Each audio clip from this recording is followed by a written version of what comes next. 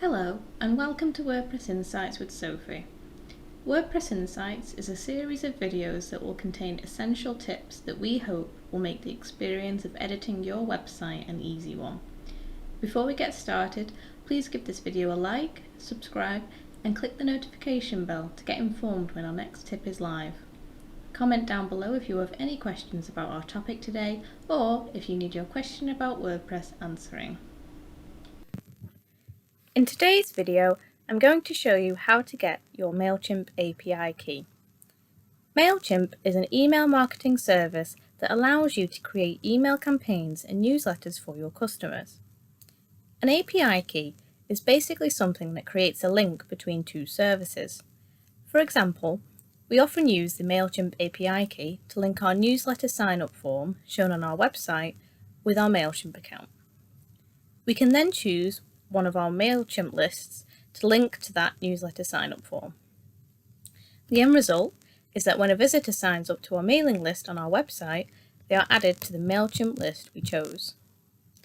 In this video, I will be showing you how to get that API key. This will be useful if you decide to try to connect your website to Mailchimp yourself, or if your developer needs the API key to set up a service for you. So, the first thing we need to do to be logged into your Mailchimp account. Now we're logged in, we need to look to the bottom left corner and click where we see our name and/or our company. Next, we need to click on Account and Billing. From this screen, in the middle, we need to choose Extras, then API Keys. Once we land on this part, we need to scroll down slightly until we reach your API keys. Here you will see any keys that have been previously created on your account. To create a new API key, click on the grey button, Create a Key. The page will refresh and we will need to scroll down again to see our new key. We can see the date the API key was created, who created it, and the key itself, which is what you would pass on to your developer. There is also a section called Label. To make it clear what the API key was created for, give your key a meaningful name. For example, if you or your developer are using this API key on your website newsletter sign-up form, rename the key to Website Sign-up Form. To the right of these keys, you will see the status and an X symbol.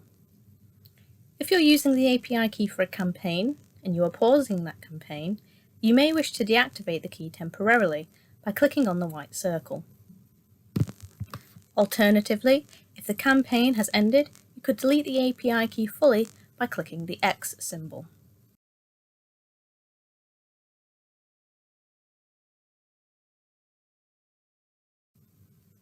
If you need any further help with API keys or would like assistance in linking Mailchimp with your website, please do not hesitate to get in touch. We hope this video has helped you with your WordPress website. Please give this video a like, subscribe and leave a comment down below. For further information or to get the most out of your WordPress website, please get in touch with us via our website, beechwebservices.co.uk, by phone 01925 387 040 or by email info@beechwebservices.co.uk. Thank you and we hope to see you next time.